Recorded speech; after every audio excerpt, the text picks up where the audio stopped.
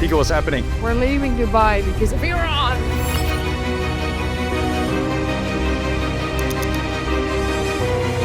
When you live in this region, it's not unthinkable that this can happen, right?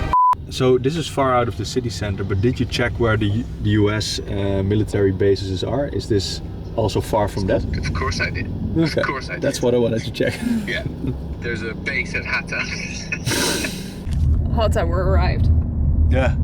We just arrived in our hideout. Hideout. Yeah, because we're gonna hide here. So, 6 hours ago, Israel and the US started bombing Iran, and then now they're at war. And there's also been missile strikes at the UAE, at Dubai, where we are now. So now we went to a place that is like 200 kilometers from Dubai. It is a bit safer. Not that Dubai is not safe, but just to be sure. So we just heard that the Burj Khalifa is being evacuated, and that there were several bomb sounds in the middle of Dubai, so we made the right call.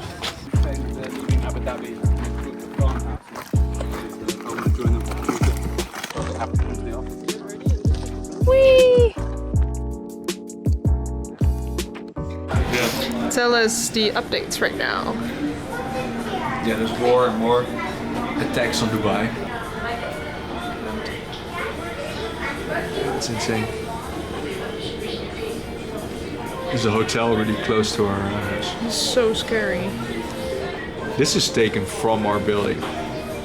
So the situation right now is that we are staying here until tomorrow morning, and then we go back to Dubai. There's already less and less missiles being shot at Dubai. And tomorrow morning we don't have any meetings, so we go back to Dubai.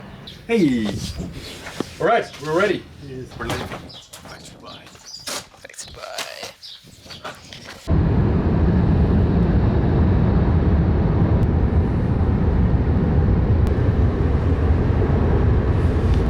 Guess who's back? Back in the game.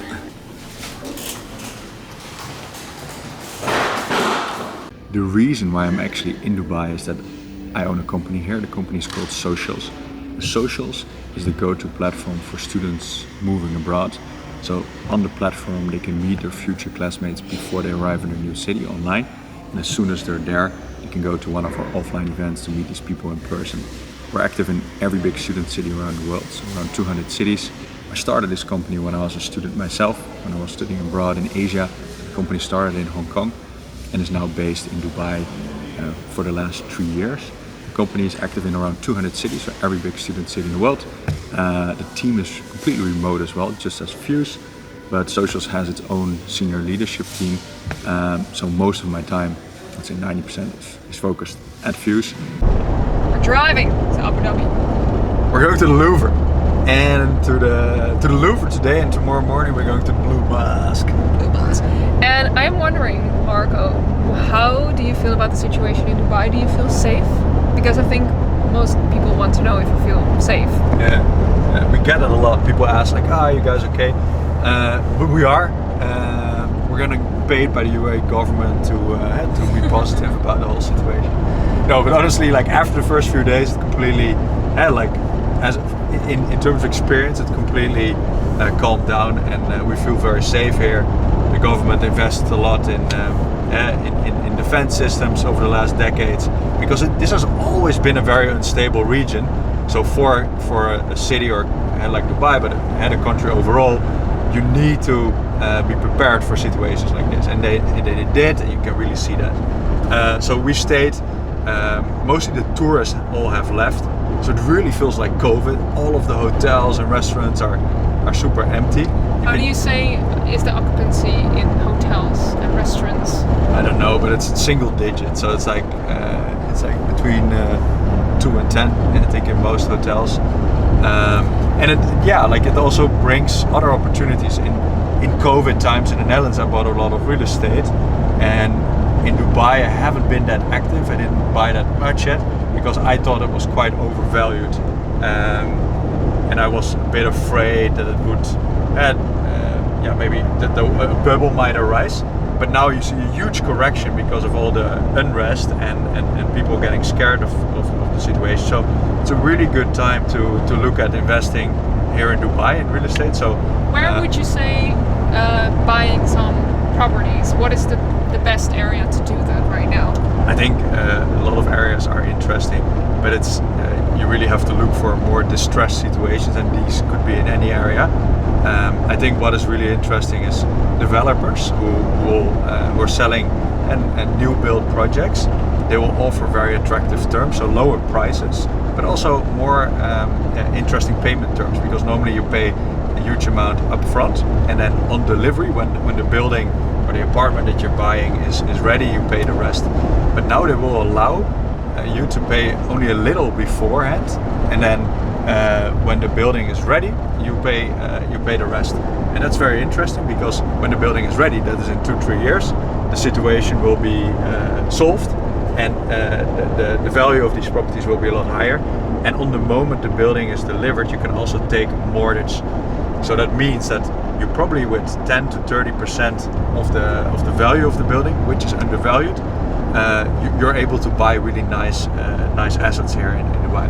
Another situation is that investors who have bought real estate but have mortgage payment commitments, and they normally would cover that with renting it out, they want to sell because now they cannot rent it out because there's no Airbnb or there's less tenants, and they will sell at a discount. So these are interesting scenarios to look at. Interesting. So yeah. So do you maybe have a tip for someone, for example, from Europe who wants to invest into properties here in Dubai? Where would you start? What are the first 3 steps, I would say, to start investing and start buying properties in this situation right now? Yeah, what I did, I first really looked into how financing works here, because it's very different than in Europe. In the Netherlands, for example, you can take a lot of leverage, but also in Germany and the UK you can do that, and here that's a little bit different. So really determine that first, if you want to have leverage, because otherwise you could be very disappointed with, if you commit to something and then you find out that you cannot finance a lot. If you do everything with cash, then you can skip that step, and then I would really jump into talking to as many developers as possible and really try to see what is a good fit for you. Talk to a lot of brokers, because then you get to know the dynamic here a little bit, because there's a lot of quality difference between brokers and developers. So yeah, that's where I would start, to be honest. Okay. Yes, sir? Yeah. Yeah.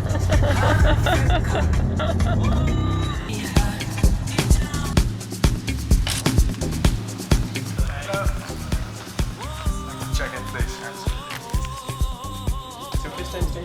Yeah. We got a lot of free stuff. So room tour, little desk area, living room, bedroom, and this is the bathroom.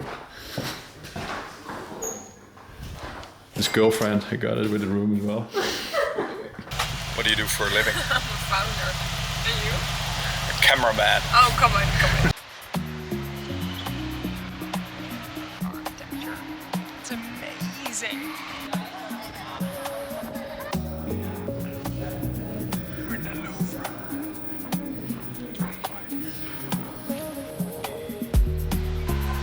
Bye, Louvre.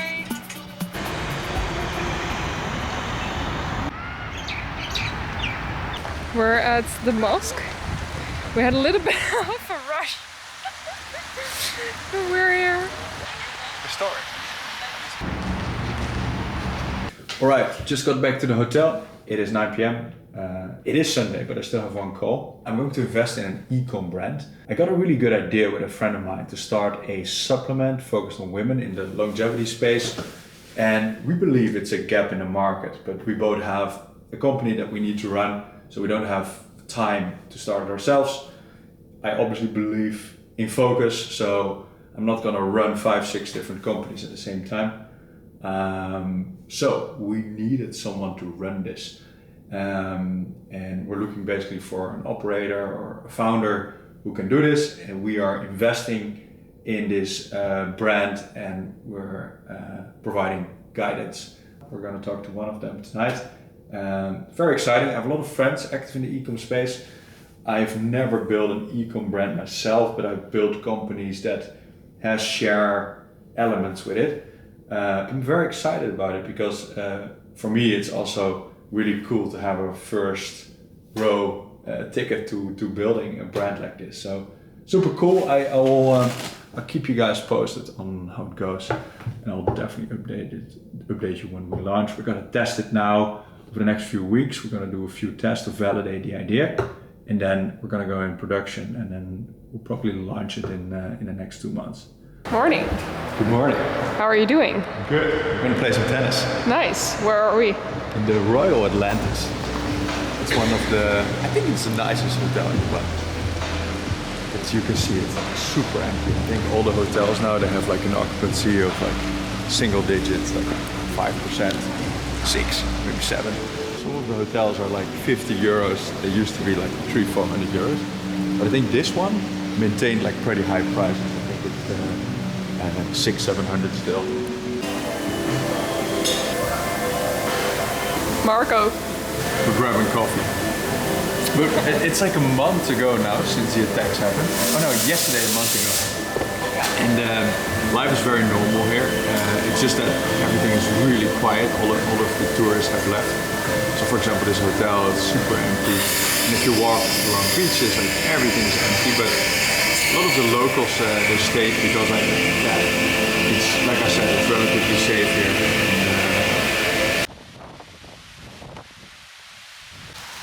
Right, we're at one of the best tennis courts in the world. Let's go.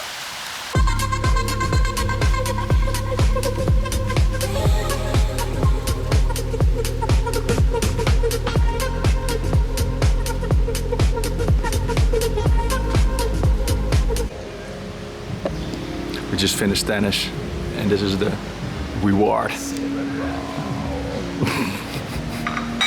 Are we gonna share it? Yeah. Can I have the biggest part? Hello! We are going to the Sadiyat Beach Club.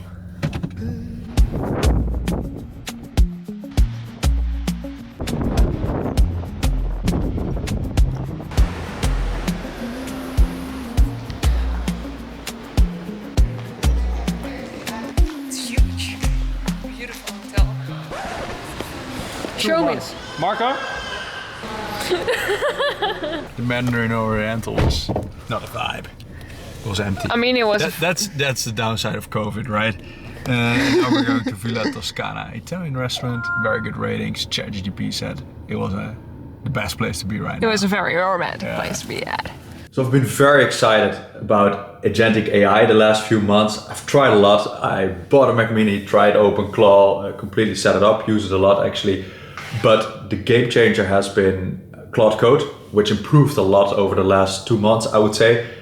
And now I use a combination of both. I have OpenClaw for the more continuous tasks that mirror how you would use an executive assistant, and then Claude Code for work that I would have never been able to do, really building and coding things, doing complex financial analysis on personal real estate things I'm working on. So development projects either in the UAE or the Netherlands, but also for my companies. We're building websites with Claude Code, and it gets really advanced. Where I'm now really excited about is to build more specialized AI agents for Fuse. So now I'm building a chief knowledge officer.